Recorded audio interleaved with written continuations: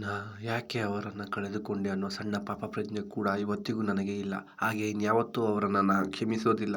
ಯಾಕಂದರೆ ನಾನು ಒಬ್ಬರನ್ನು ಪ್ರೀತಿಸ್ತಾ ಇದ್ದರೂ ಇನ್ನೊಬ್ಬರ ಗಮನ ಸೆಳೆಯೋಕ್ಕೆ ನಾವು ಯಾರನ್ನೂ ಪ್ರೀತಿ ಮಾಡಲಿಲ್ಲ ಅಂತ ಅವರ ಹಾಗೆ ಇನ್ನೊಬ್ಬರಿಗೆ ಹೇಳಲಿಲ್ಲ.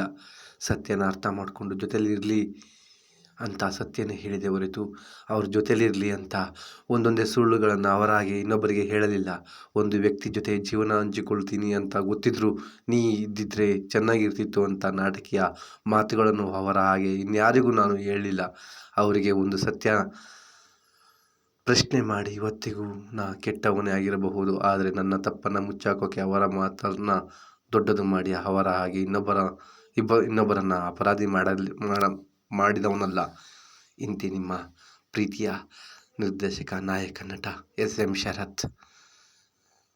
ನನ್ನ ಈ ಪುಟ್ಟ ಕವನ ನಿಮಗೆ ಅರ್ಥ ಆಗಿದ್ರೆ ಶೇರ್ ಮಾಡಿ, ಸಬ್ಸ್ಕ್ರೈಬ್ ಮಾಡಿ, ನನ್ನಂಥ ಬಡ ಕಲಾವಿದನ ಬೆಳೆಸಿ.